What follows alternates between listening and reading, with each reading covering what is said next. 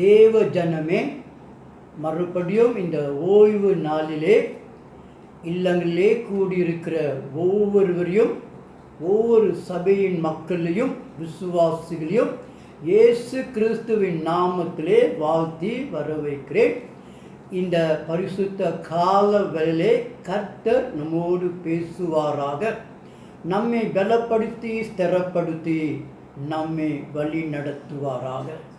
இந்த கால வேளை தியானத்துக்கு எடுத்துக்கொள்ளப்பட்ட வேத பாகம் லூக்காவின் சுவிசேஷம் அதிகாரம் 19 வசனங்கள் 1 தொடங்கி 10 முடிய. லூக்காவின் சுவிசேஷம் அதிகாரம் 19 1 தொடங்கி 10 முடிய நாம் வாசிக்க நாம் கேட்போமாக. அவர் எரிகோவில் பிரவேசித்து அதன் வழியாக நடந்து போகையில் ஆயக்காரருக்கு தலைவனும் ஐஸ்வர்யவானுமாயிருந்த சகையு எண்ணப்பட்ட ஒரு மனுஷன் இயேசு எப்படிப்பட்டவரோ என்று அவரை பார்க்க வகை தேடினான். அவன் குள்ளனானபடியால் ஜனக்கூட்டத்தில் அவரை காணக்கூடாமல் அவர் போகும் வழியில் முன்னாக ஓடி அவரை பார்க்கும்படி ஒரு காட்டத்தி மரத்தில் ஏறினான். இயேசு அந்த இடத்தில் வந்தபோது அண்ணாந்து பார்த்து அவனை கண்டு, சகேயுவே, நீ சீக்கிரமாய் இறங்கி வா, இன்றைக்கு நான் உன் வீட்டிலே தங்க வேண்டும் என்றார். அவன் சீக்கிரமாய் இறங்கி சந்தோஷத்தோடு அவரை அழைத்து கொண்டு போனான். அதை கண்ட யாவரும், இவர் பாவியான மனுஷனிடத்தில் தங்கும்படி போனார் என்று முறுமுறுத்தார்கள். சகேயு நின்று கர்த்தரை நோக்கி, ஆண்டவரே, என் ஆஸ்திகளில் பாதியை ஏழைகளுக்கு கொடுக்கிறேன்.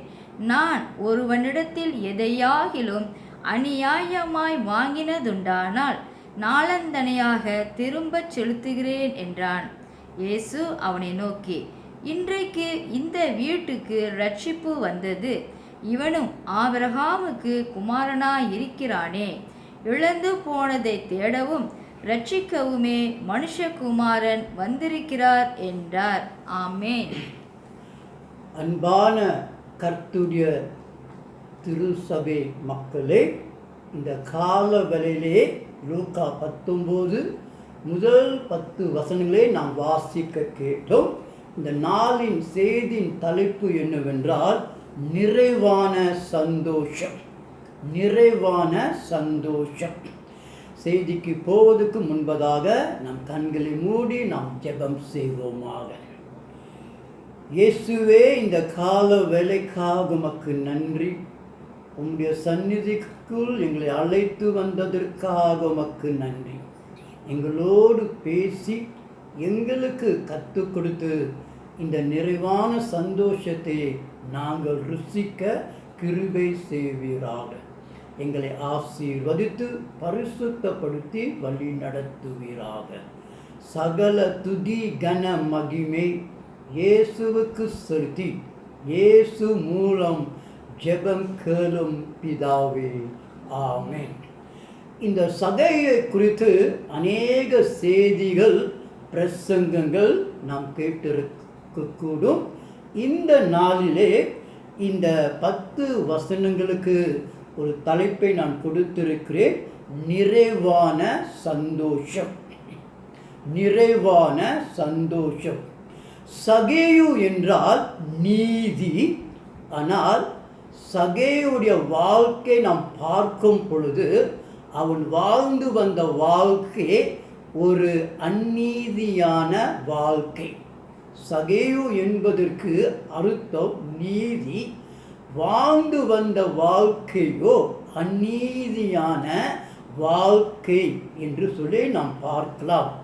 அநேக இடத்திலே ஏமாற்றி அதிகமாக வரிகளை செலுத்தி ஒரு அந்நீதியான வாழ்க்கையை அவன் வாழ்ந்து வந்தான் என்று சொல்லி நாம் பார்க்கலாம். சகேயு இந்த பகுதியை நாம் வாசித்து பார்க்கும் பொழுது 4 காரியங்களே அவன் செய்கிறதே நாம் பார்க்கலாம்.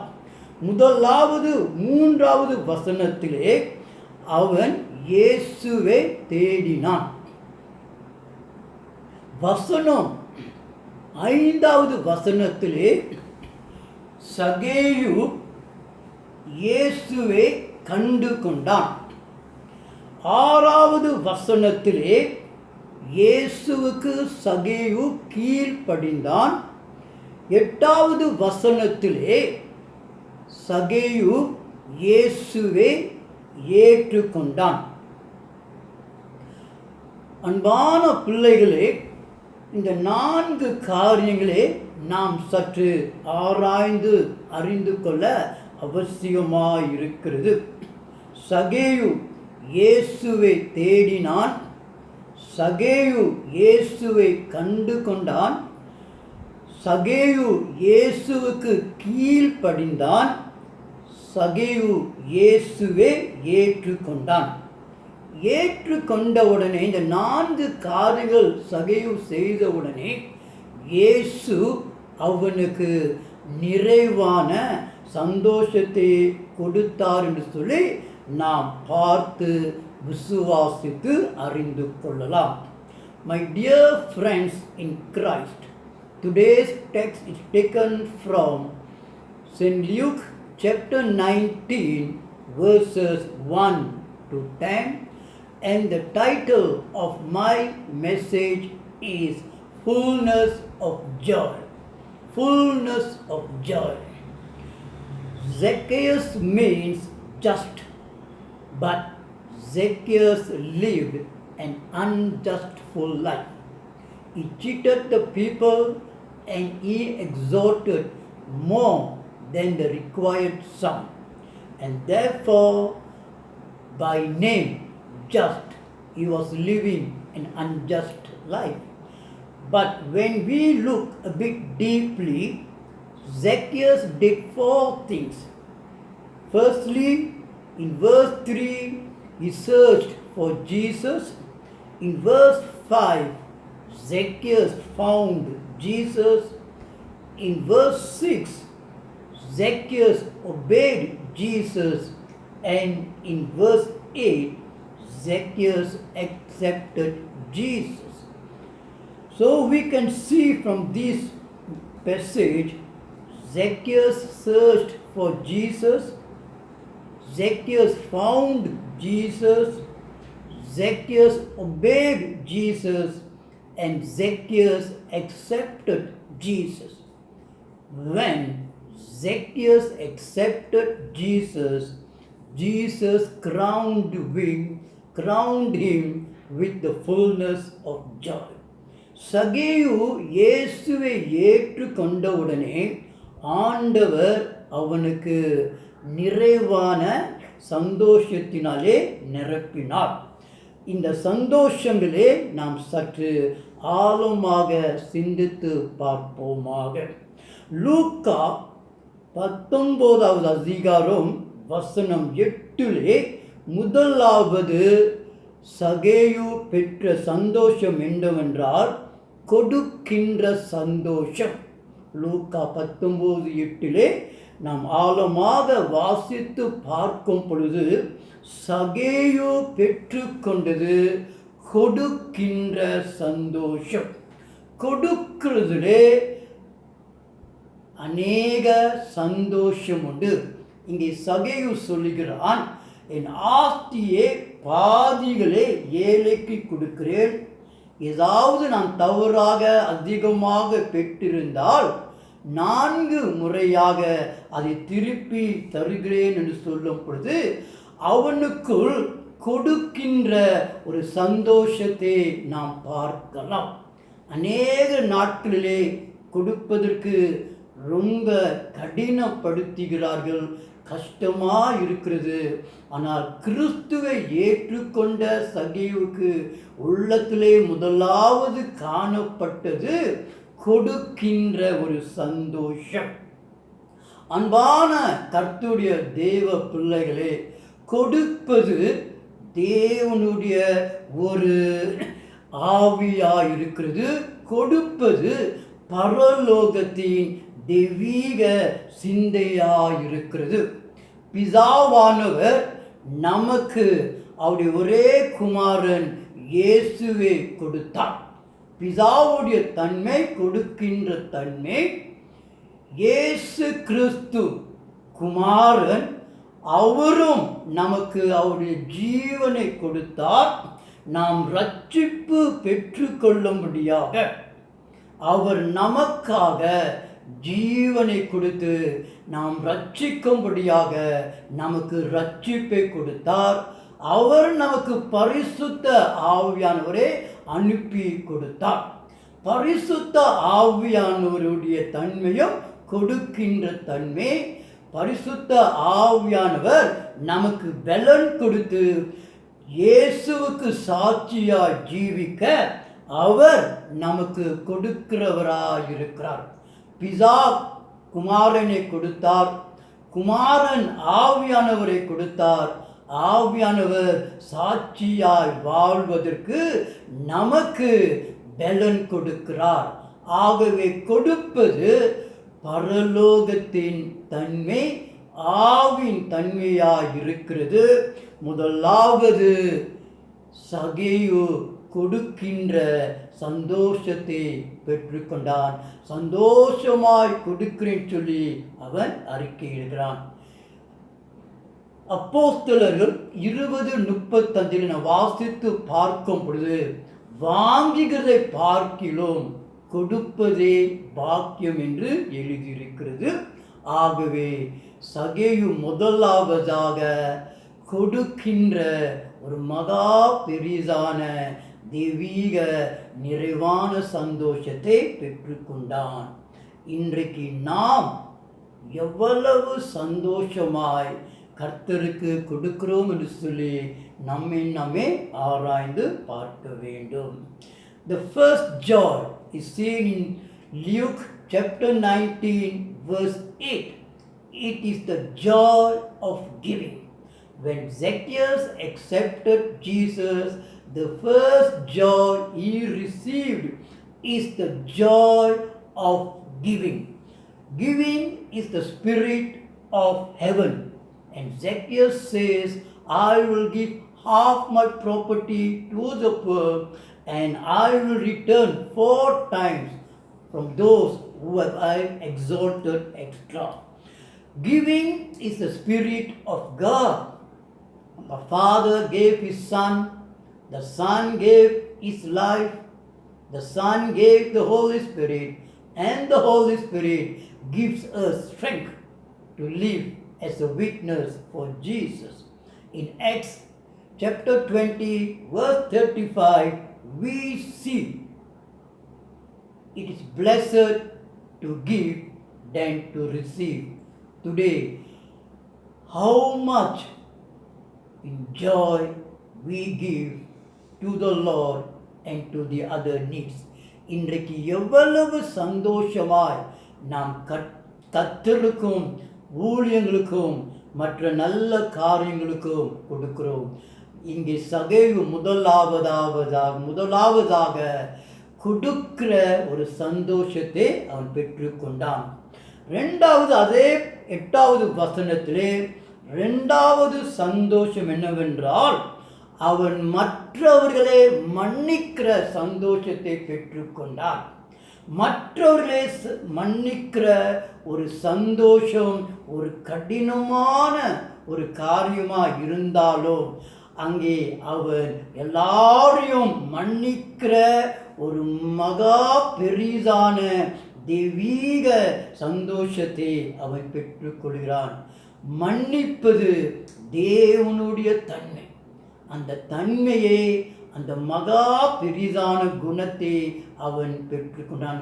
அங்கே இருக்கிற ஜனங்கள் எல்லாரையும் பார்த்து அவன் எல்லோரையும் மன்னிக்கிற ஒரு தன்மையை நாம் பார்க்கிறோம். அநியாயமாய் நான் வாங்கியுண்டான் சொல்லும் பொழுது அவன் எல்லாரையும் மன்னிக்கிற அந்த குணத்தை அவன் பெற்றுக்கொண்டு சந்தோஷமாய் எல்லாரையும் இங்கே சகேயு மன்னிப்பதை நாம் பார்க்கலாம். பழைய ஏற்பாட்டிலே யோசேப்பு உடன் பிறப்பினர்கள் சகோதரர்களே எல்லாரும் பரிபூர்ணமாய் மன்னித்தது போல இங்கே சகேயும் மன்னிக்கிறதை நாம் பார்க்கலாம். புதிய ஏற்பாட்டிலே சிலுவிலே இயேசு முதல் வார்த்தை நிமித்தமாக எல்லாரையும் மன்னிக்கும்படியாய் அவர் ஜெபித்தது போல இன்றைக்கு இந்த மன்னிக்கிற சந்தோஷம் நமக்கு ஒரு பரிபூரணமான சந்தோஷமாய் விளங்க வேண்டும் என்று சொல்லி நான் உங்களை நோக்கி பார்த்து கேட்டுக்கொள்கிறேன். எபேசியர் 4:32, கொலோசியர் 3:13 சொல்லுகிறது, கிறிஸ்து உங்களை மன்னித்தது போல நீங்கள் ஒருவரே ஒருவர் மன்னியுங்கள். ஆகவே இரண்டாவது சந்தோஷம் என்னவென்றால் சகேவுக்கு கிடைத்தது மற்றவர்களே மன்னிக்கிற சந்தோஷம். இன்றைக்கு நாம் ஒருவரே மற்றவர்களே மன்னிக்கும் பொழுது நாம் அடைவது பரிபூரண சந்தோஷம். Secondly, in Luke chapter 19 verse 8, Zacchaeus received the joy of forgiving others. We feel very hard to forgive others, but when Zacchaeus accepted Jesus, the second joy he received in his life is the joy of forgiving others. Forgiving others is a gift of the Spirit. It is the gift of heaven. In the Old Testament, we can see how Joseph forgave all his brethren, and in the New Testament, we can see Jesus on the cross forgiving each and every one. In Ephesians 4:32 and Colossians 3:13, Paul says, we must forgive as Jesus forgave us. அன்பான கர்த்தருடைய சபையின் பிள்ளைகளே, கொடுக்கிற சந்தோஷத்தை அவன் பெற்றுக்கொண்டான். இரண்டாவதாக மற்றவர்களை மன்னிக்கிற சந்தோஷத்தை அவன் பெற்றுக்கொண்டான். மூன்றாவதாக மன திரும்புதலின் சந்தோஷத்தை அவன் பெற்றுக்கொண்டான். மூன்றாவதாக அதே 8வது வசனத்திலே மன திரும்புகிற சந்தோஷத்தை அவன் பெற்றுக்கொண்டான். அவனுடைய இருதயத்தை நாம் சற்று ஆராய்ந்து பார்க்கும் பொழுது இதுவரைக்கும் வாங்குகிற தன்மைதான் அவனுடைய இருதயத்திலே நிறைந்திருந்தது. இப்பொழுது அவன் மனம் மாறி கொடுக்கிற ஒரு தன்மைக்குள் அவன் கடந்து செல்கிறான். மனம் மாறுதல் ஆவியின் வரம் என்று சொல்லி, ஆவியின் கனி என்று சொல்லி, ஆவியோருடைய ஈவு என்று சொல்லி நாம் அறிந்து கொள்ள வேண்டும். மனம் திரும்புதல் என்றால் நம்முடைய பாவத்தை நாம் அறிந்து கொண்டு துக்கப்படுவது. நம்முடைய பாவங்களை அறிந்து கொண்டு நாம் பாவங்கள் சொல்லி துக்கப்படுவது. பாவங்களே இரண்டாவது அறிக்கை செய்வது. மூன்றாவதாக பாவத்திலிருந்து விடுதலை பெற்று விலகி இருப்பது. இங்கே சகேயு மூன்றாவதாக மன திரும்புதலின் சந்தோஷத்தை அவன் பெற்றுக்கொள்கிறான். அவன் துக்கப்படுகிறான், அவனுடைய பாவங்களை அறிக்கை செய்கிறான், அவன் பாவத்தை விட்டு விலகுகிறான். ஆகவே அவனுடைய மூன்றாவது நிறைவான சந்தோஷம் என்னவென்றால் மனம் திரும்புதலின் சந்தோஷம். ஒரு பாவி உலகத்திலே மனம் திரும்பும் பொழுது பரலோகத்தில் மிகுந்த சந்தோஷம் உண்டு. ஆகவே அன்பான பிள்ளைகளே, முதலாவது கொடுக்கின்ற சந்தோஷத்தை பெற்றுக்கொண்டான். இரண்டாவது மற்றவர்களை மன்னிக்கிற சந்தோஷத்தை பெற்றுக்கொண்டான். மூன்றாவதாக மன திரும்புதலின் சந்தோஷத்தை பெற்றுக்கொண்டான். Dear friends, furthermore, in chapter 19, Luke verse 8, Zacchaeus receives the joy of repentance. All this while his heart was filled with receiving. But now his heart was transformed, was changed, and he began to give. This is called repentance. Repentance means godly sorrow for our sins. Godly sorrows for our sins, confessing our sins and turning from sin. And Zacchaeus received the greatest joy, the joy of repentance. He repented of his sins and he received the greatest joy of repentance.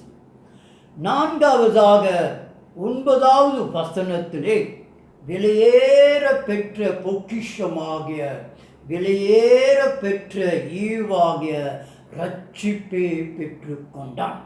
உலகத்திலே இருக்கிற விலையேற பெற்ற ஈவு பொக்கிஷம் ரட்சிப்பு.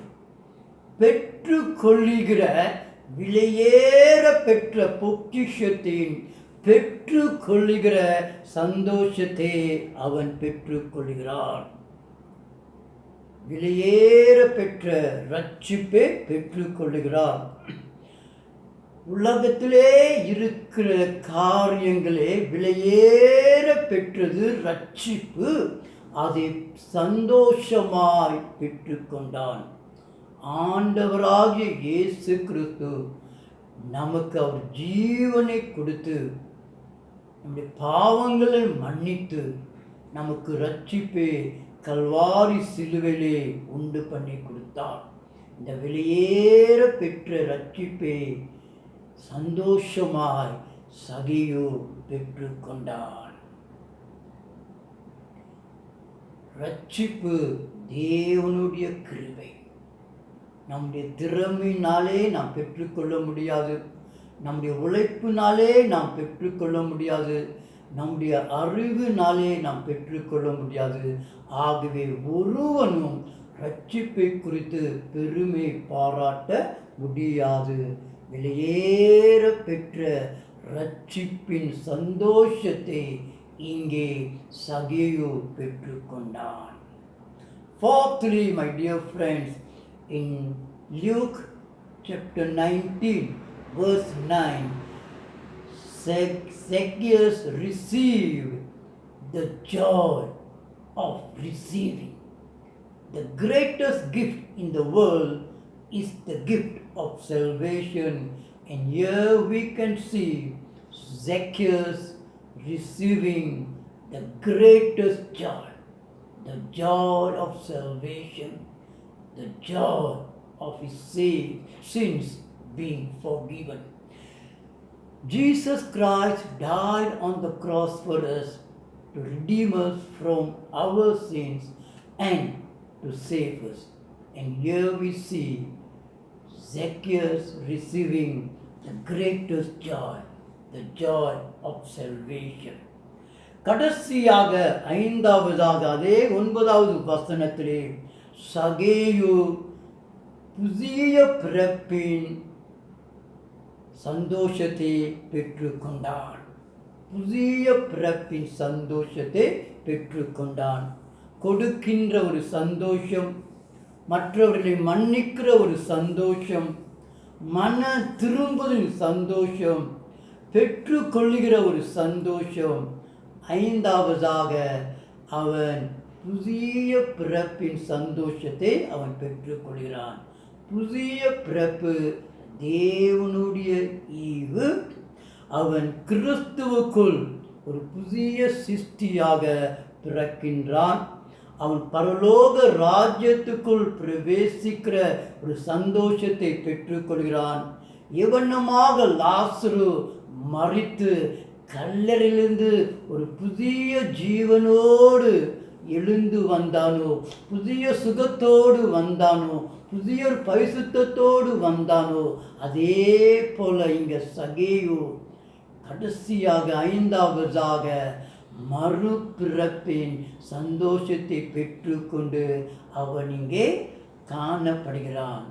ஆகவே மறுபிறப்பின் சந்தோஷத்தை இயேசு அவனுக்கு கொடுத்தான். Lastly, in Luke chapter 19, verse 9, Zacchaeus received the joy of the new birth, being born again. He became a new creation, and he had the blessing of entering into the kingdom of God. And Jesus, as he rose Lazarus, and as he gave a new life to Lazarus, Zacchaeus also received the joy of being born again and the joy of entering into the kingdom of God and into eternity. கடைசியாக மறுபிறப்பின் சந்தோஷத்தை சகேயு பெற்றுக்கொண்டான். இவனமாக லாசரு புதிய ஜீவனோடு எழுந்தது போல புதிய வாழ்க்கைக்குள் கிறிஸ்துவுக்குள் பிறந்து தேவ ராஜ்யத்துக்குள் பிரவேசித்து நித்திய வாழ்வுக்குள் ஜீவிக்க அவன் மறுபிறப்பின் சந்தோஷத்தை பெற்றுக்கொண்டான். ஆகவே அன்பான தெய்வ பிள்ளைகளே, நிறைவான சந்தோஷத்தை கர்த்தர் சகேயுவுக்கு கொடுத்தார். முதலாவதாக கொடுக்கின்ற ஒரு சந்தோஷம், இரண்டாவதாக மற்றவர்களே மன்னிக்கிற ஒரு சந்தோஷம், மன திரும்புகிற ஒரு சந்தோஷம், பெற்றுக்கொள்கிற ஒரு சந்தோஷம், புதிய பிறப்பின் சந்தோஷம். இந்த நிறைவான சந்தோஷத்தை இயேசு கிறிஸ்து அன்றைக்கு சகேயுவுக்கு கொடுத்தது போல இந்த காலவெளியிலே நீங்கள் இயேசுவை உண்மையாய் தேடி கண்டு கொண்டு கீழ்ப்படிந்து அவரை ஆண்டவர் ஏற்றுக்கொள்ளும் பொழுது அதே நிறைவான சந்தோஷத்தை கர்த்தர் உங்களுக்கும் கொடுக்க ஆயத்தமாயிருக்கிறார். நம்முடைய இருதயங்களை திறந்து இந்த காலவெளியிலே கர்த்தரின் நிறைவான ஆசீர்வாதத்தை நாம் பெற்றுக்கொள்ளும்படியாக நம்மை தாழ்த்தி கர்த்தருடைய கரத்திலே ஒப்பு கொடுப்போமாக. நம் கண்களை மூடி நம் ஜெபம் செய்வோமாக. ஜெபம் செய்வோம். இயேசுவே, சகேயு உம்மை தேடினான், சகேயு உம்மை கண்டு கொண்டான், சகேயு உமக்கு கீழ்ப்படிந்தான், சகேயு உம்மை ஆண்டவர் என்று ஏற்றுக்கொண்டான்.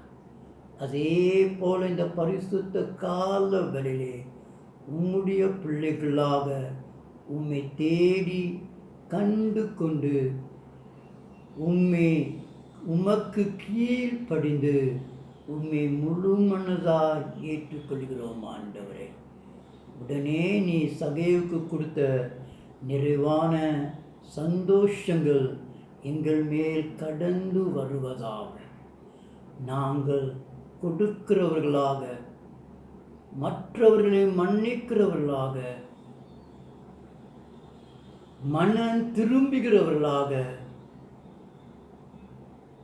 தேவ ஆசீர்வாதங்களை பெற்றுக்கொள்கிறவர்களாக புதிய பிறப்பின் நிறைவான சந்தோஷத்தை எங்கள் மேல் இப்பொழுதே நீர் ஊற்றி மிகுந்த சந்தோஷமாய் ஜீவிக்க, நிறைவான வாழ்க்கை வாழ, பரிசுத்தமான வாழ்க்கை வாழ கிருபை செய்வீராக.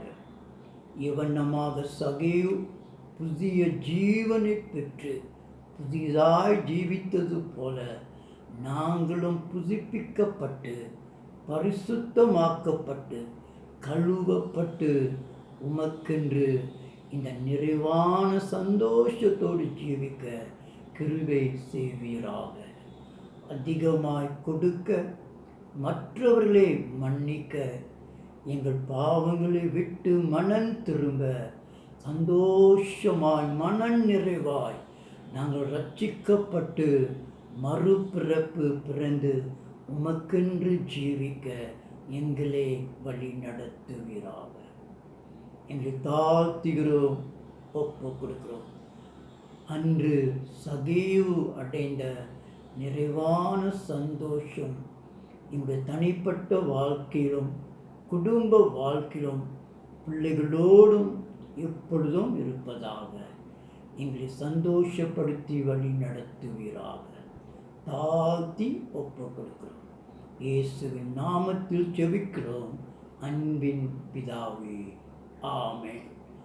அன்பான தேவ பிள்ளைகளே, கர்த்தர் உங்களை தொடர்ந்து இந்த நிறைவான சந்தோஷத்தினாலே ஒவ்வொரு நாளும் நிரப்பி உங்களை ஆசீர்வதித்து கரம் பிடித்து வழி நடத்துவாராக.